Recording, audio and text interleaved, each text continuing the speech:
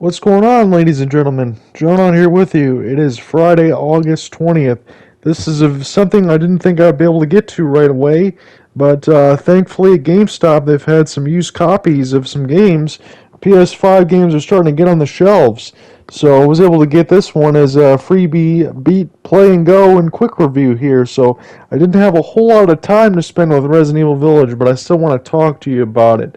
So, if you do have a next gen console and you're a Resident Evil fan, I know it goes without saying for a lot of the times, but I talked about it before in some of these reviews, right? With Resident Evil 6 being an absolute fucking disaster, right? That game was just absolute garbage.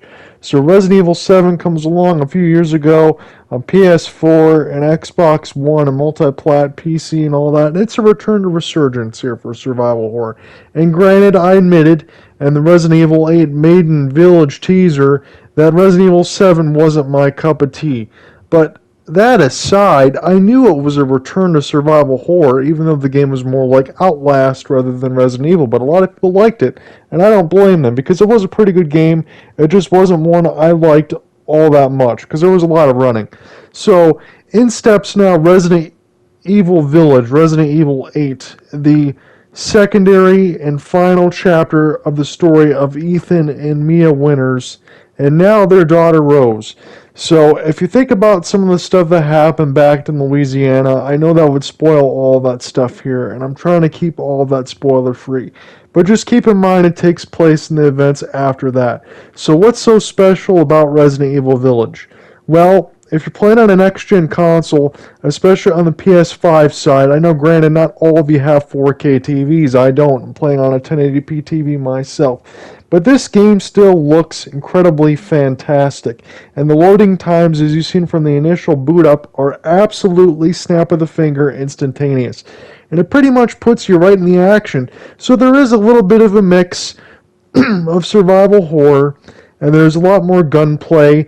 It feels a little bit like Resident Evil 4 in a sense of, I know, not first person, but there's a lot more action there and gunplay, and it feels pretty good. And yes, you can customize the controller sensitivities a little bit on the X and Y axis.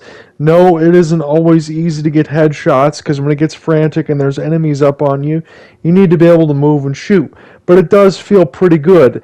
And the feedback on the dual sense feels pretty good too, especially when you have those adaptive triggers and the triggers kind of punch back at you when you're shooting the gun.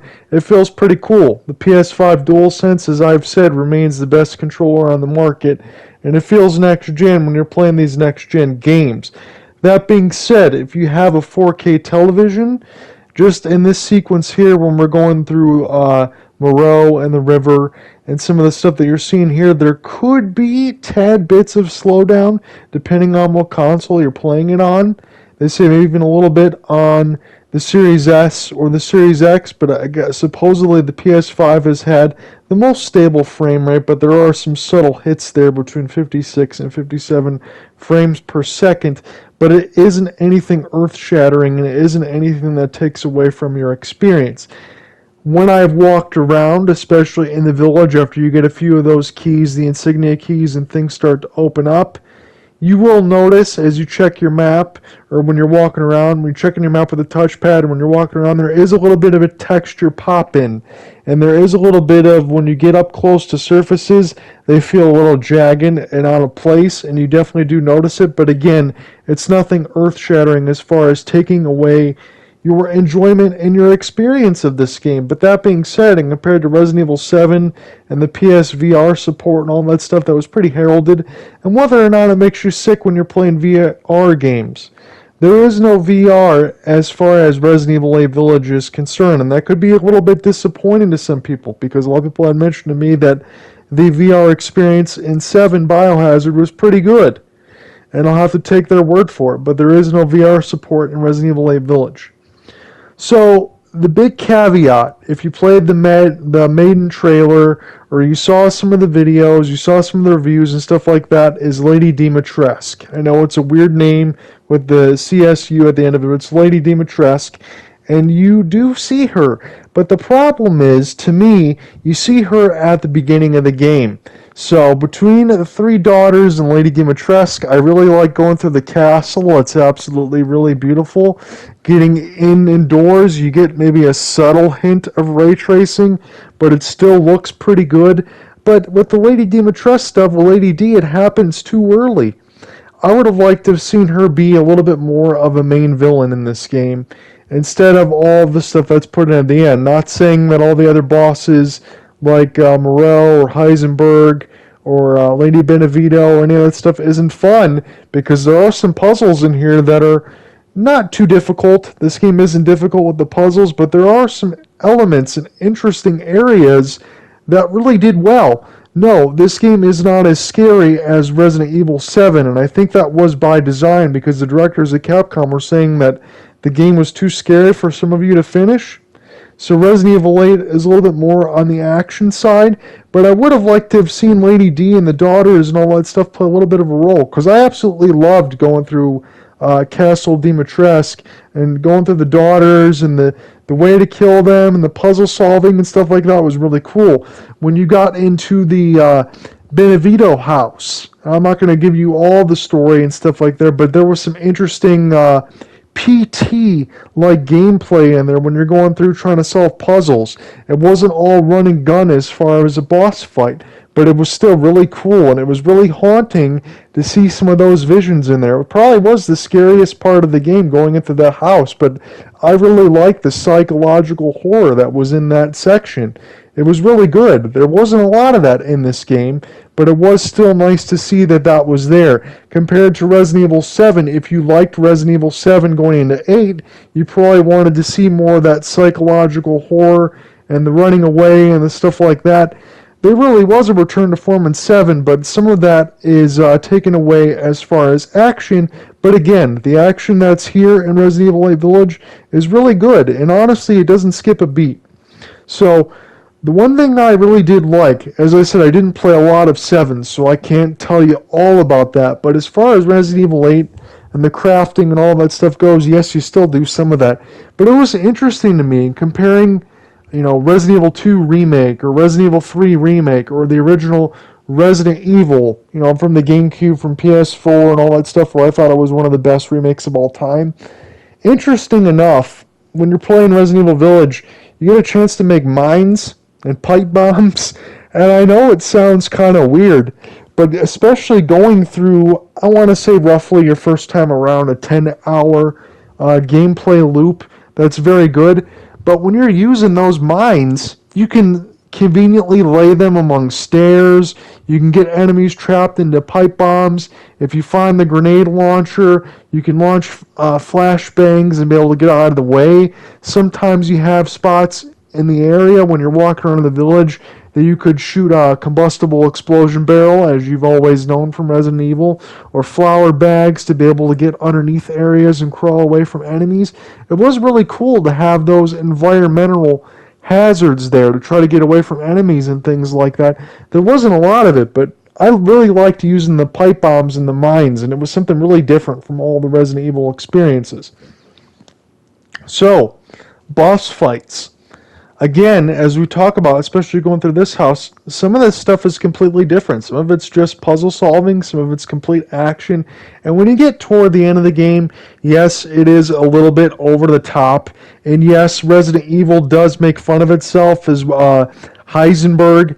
I'm not talking about Breaking Bad or anything like that, or Jesse Eisenberg, but Heisenberg from this boss in Resident Evil 8 Village.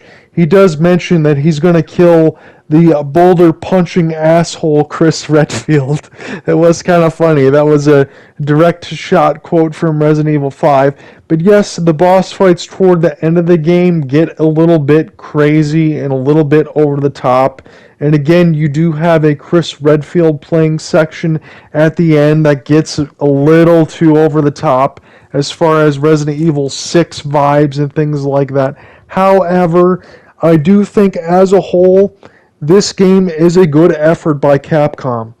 And if I have to give it a score, I could safely give this a 7.5, 8 out of 10, no problem. I definitely really did enjoy my time at Resident Evil 8 Village, and that's not to say that I'm a huge, long-time Resident Evil fan, even though I am. I hated Resident Evil 6.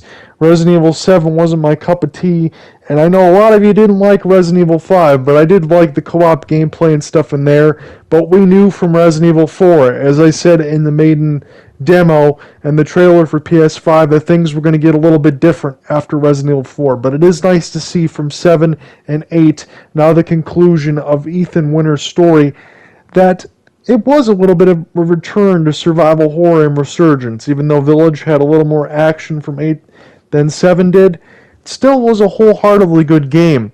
Do I recommend that you buy it? This was a free play and play for me for the 7 days used for GameStop, and I was able to give you a quick review here. But definitely, I think if this game goes to a price drop between $20 and $25, I will buy this game around Christmas time.